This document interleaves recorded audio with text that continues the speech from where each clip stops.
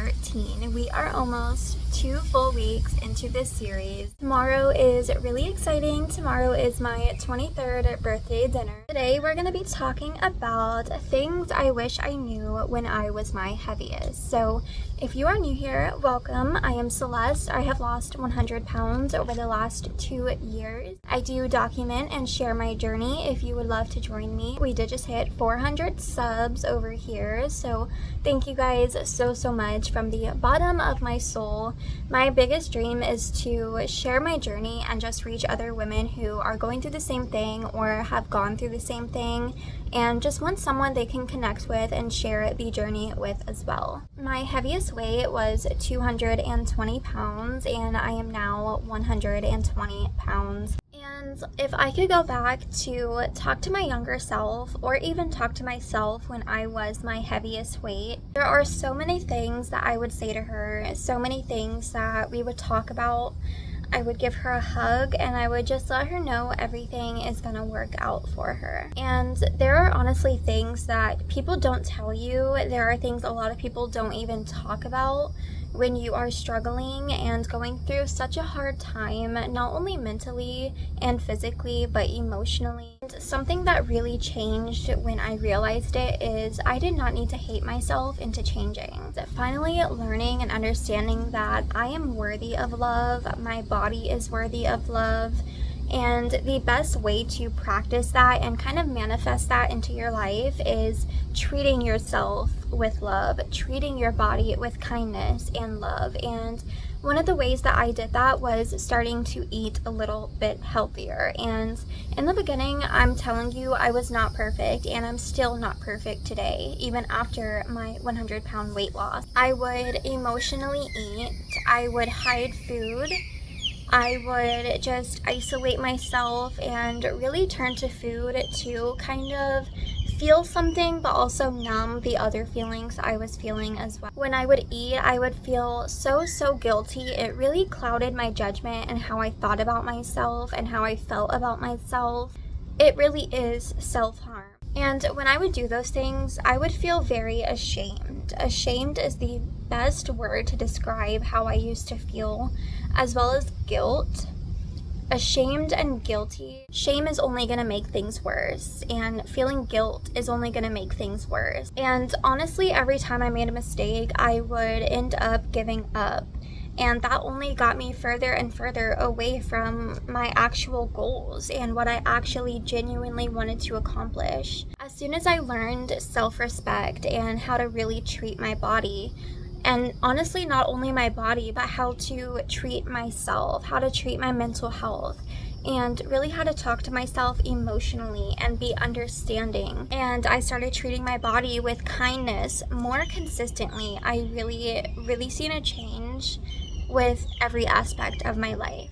I would also go back and tell her that consistency is way better than perfection. Aiming for that, it's gonna lead you to being disappointed all the times. When you start this journey, you're not gonna like it at first. It's gonna be difficult. It's gonna be hard. You're gonna be faced with decisions and choices that you're gonna have to weigh out the pros and cons. Sticking and staying consistent with these specific choices is going to get you a lot further than really being difficult and hard on yourself, because maybe one day you weren't perfect, or maybe one day you made a mistake and you cannot go back and change it. You have to deal with the consequences of it, and feeling guilt after that, giving up after making those mistakes, like I said, would only lead me down this dark path even more. And the version of me who changed my life, she was not and is not perfect, but she keeps going and she keeps trying every day. And I think that that is more beautiful than being perfect anyways. And I also just wish I could go back and tell her, like, you are not trapped. You are not stuck in this body and mind forever. It may feel like that right now, but every single time you make a choice and you make a decision on something good for your body, something good for your mind and younger self, just trust me and believe in the process. You're gonna get there. I felt so trapped every day. I felt trapped in my body. I felt trapped in my mind, in my soul, in the house I was in the relationship I was in, and it just was not good for me. I had to get out of there. And I definitely started seeing a lot of improvement once I noticed and realized that consistency sometimes every day does not look the same. Every single day, consistency might look a little bit different. And to me, change once felt almost impossible. It felt like I would do so many things, and each step I took was 5 steps back the next day. But I promise you, change is not impossible, and all you have to do is really just keep going. Really believe in yourself and know that you are capable of more than you think. Something else I wish I could tell her is just really try to find peace in the process of changing your life. Yes, it's hard. Yes, it's trying. Yes, it's chaotic. It can break you, but it's gonna make you as well. And so I went through so much heartache and heartbreak and inner turmoil, inner chaos during this whole process for the last 2.5 years. And I think I'm finally now, this year, getting to a point where I am at peace. I'm at peace with all the decisions I made. I am at peace with all of the choices and risks I took to get here. And I'm finally happy with not only my results, but just how much that I have genuinely changed. And I'm not only talking about a physical change. I am a completely different person from the inside out. I am mentally so much different. I'm in such a different place mentally, and I never thought that was possible. And I just wish I could go back to my younger self. And it's really emotional. It really is, because it really makes you sit here and think of all of the shit you used to go through. And I will not tolerate a lot of the things that I used to go and tolerate and go through. I just will not do it anymore. And I think that shows a lot of growth within itself. And this is one of the biggest ones for me. I would definitely go back to my younger self and tell her that she did not need to disappear to feel loved. And that comes from the popular and cliche saying of people only recognize you or appreciate you or care about you when you're dead. And I do want to put a trigger warning here. This is going to be a very sensitive and mature subject, but right before I started losing weight and changing my life, I attempted to take my own life.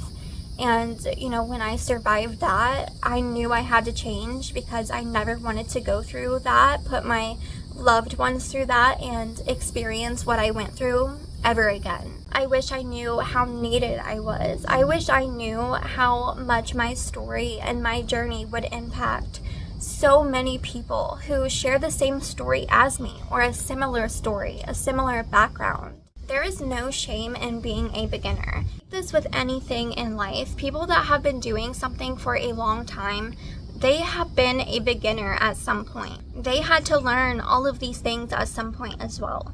And being a beginner only means that from here, you're gonna get better. You're gonna get better at whatever you're trying to do. You're getting better at whatever you're practicing. You're getting better, period. So why would you not want to get better? Why are you scared of being a beginner?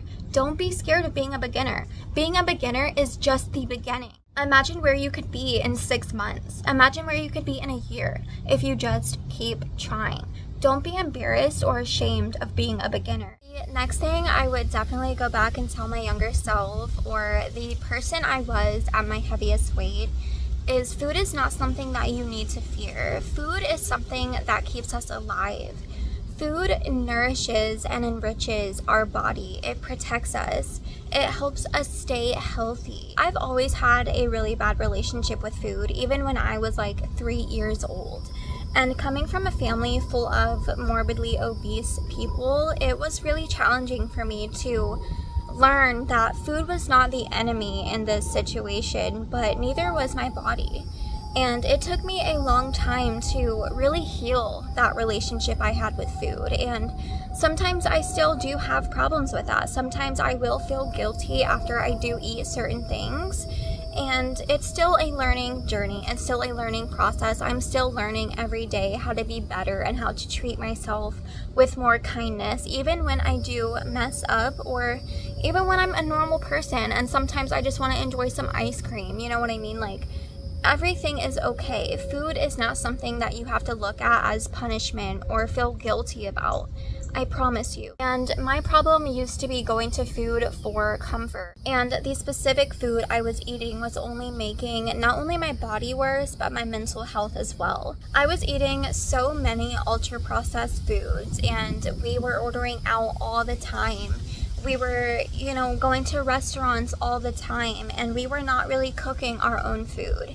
And now I'm eating completely different. I'm surprised if I even have fast food once a month. I'm now eating mostly whole foods. I am eating no added sugars. I'm drinking so much more water, and my nutrition overall is just completely different. And I also said this in the last video, when I changed my nutrition, everything else also changed for me. I had so much more energy. I just felt so much better about myself because I knew I was fueling and putting the right foods in my body. And overall, it just really gave me a different outlook on food and what we're supposed to eat and how food is supposed to make us feel, how food helps us when we're working out, and just overall in our day-to-day life. So that is something I would definitely try to instill in not only my younger self, but myself as a beginner with this whole weight loss journey. I would not look at food as the enemy. And one of the last things I would definitely tell myself is becoming your best version, it does take time. You're going to go through the motions of different things, and it's not going to happen overnight. When I started this journey, I thought I was going to have a quick fix in 3 weeks, and I knew that that was not the case, but I wanted to believe that. I wanted to have that quick fix. I wanted to, be the best version of myself overnight, and it just does not work like that. Like I said, have been on this journey for 2.5 years, and I'm just now finally happy with my results. I've been consistent for the last 2.5 years. So that really goes to show you that this is not an overnight thing. This is something you have to dedicate your life to. Change like this happens over the course of months, over the course of years. Every single choice you make, it does add up, and it really does affect the bigger picture. And becoming is not just losing weight. It is slowly meeting versions of yourself that you never thought would exist, and you might have never thought you would ever see. And a saying that I seen once that I resonate so much with, and I'm gonna get emotional, but flowers do not bloom overnight or every single season. Please do not expect yourself to bloom every season or overnight either. Thank you guys so much for joining me for today's May Marathon, and I will see you next time. Bye, babes.